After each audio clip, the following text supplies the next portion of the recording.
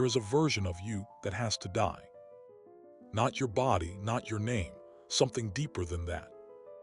And until it does, you will keep repeating the same pain, dressed up in different situations, different people, different years. Most people never see it coming. They think they are searching for a better life, a better job, a better relationship, a better routine. But what they are actually running from is themselves. Stay with me, because what I am about to tell you will feel uncomfortable at first. And that discomfort is the whole point. There is a moment in life when the noise stops feeling exciting. The notifications, the opinions, the constant pressure to explain yourself, to prove your worth, to perform a version of you that keeps everyone else comfortable. At first you think you are just tired, but it is more than that. You are overstimulated by a world that never lets your soul breathe. And somewhere underneath the exhaustion, something else is happening. Something is trying to get your attention. What most people do not realize is that this feeling is not random.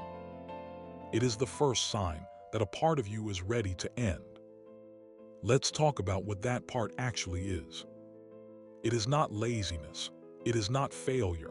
It is something most people never name out loud. Spiritual busyness. A mind that never stops consuming. A heart that is never still. A soul that keeps running because it is terrified of silence. Most people spend their entire lives avoiding themselves. That is why they need constant distraction.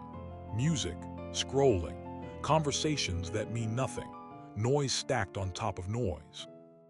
Because stillness forces truth to surface. And truth, when it finally arrives, can be unbearable. This is where things changed completely. Because what comes next is the part almost nobody talks about. The part that explains why so many people feel lonely even when they are never alone. Being alone does not mean you are empty.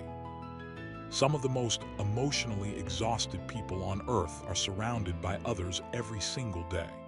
They are never physically isolated, but they are completely disconnected from their own inner world. That is real loneliness. Solitude is something else entirely. Solitude is sacred. It is where clarity returns. It is where your thoughts finally stop competing with everyone else's expectations.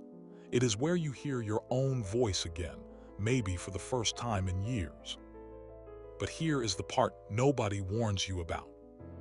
At first, solitude does not feel peaceful. It feels like a flood.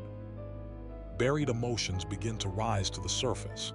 Regret, grief, insecurity, anger, fear you thought you had buried years ago. And in that moment, most people panic. They think something is wrong with them. But what most people do not realize is this: solitude is not hurting you. It is revealing you. And that brings us to the identity that has to die. There is a version of you that helped you survive. The people pleaser, the overthinker, the one who apologizes for taking up space, for having needs, for simply existing. That version carried you through difficult seasons. It protected you when you did not have other tools.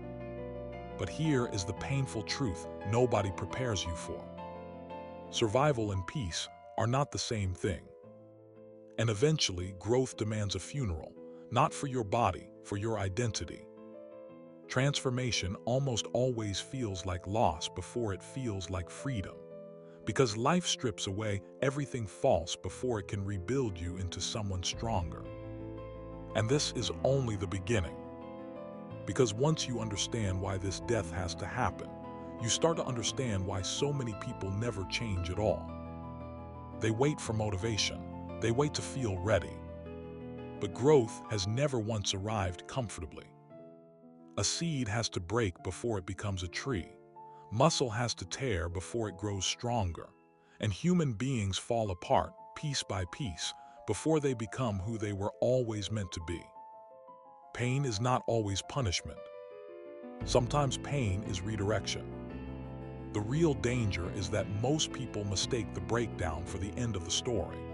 They panic in the middle of transformation, because they think discomfort means failure. But not every collapse is destruction. Some collapses are construction sites.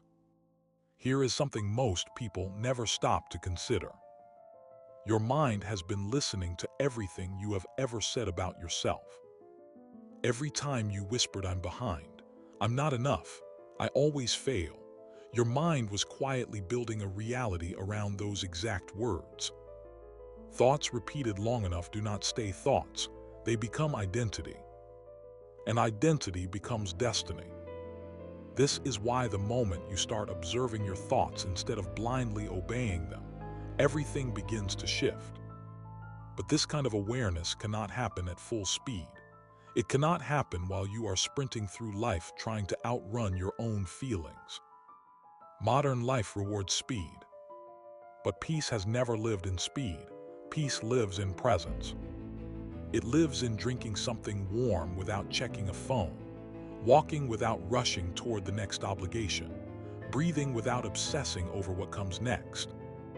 Most people miss their entire lives because they are too busy preparing for a future moment that life keeps happening without them anyway. Look at the natural world for a second. The sky changes every single evening without forcing it. Trees grow slowly and still become powerful enough to survive storms that destroy everything around them. Nature never rushes, and yet everything blooms exactly on time. Maybe, just maybe, you do not need to force your life so violently either. And this leads to something almost nobody talks about: the real flex, the one that has nothing to do with money, status, or how many people are watching. Staying emotionally calm in a chaotic world. Not reacting to every opinion thrown at you.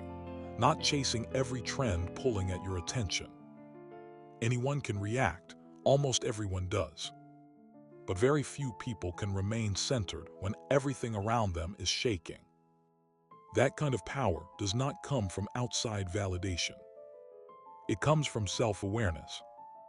And when everything still feels like too much, there is one thing that brings you back every single time. Your breath. Not your future, not your fears, not the worst-case scenario your mind has already written and rehearsed 100 times. Just this breath right here, right now. Conscious breathing interrupts mental chaos in seconds. It tells your nervous system you are safe. It pulls you out of imagined danger and back into the only place that is actually real. This moment.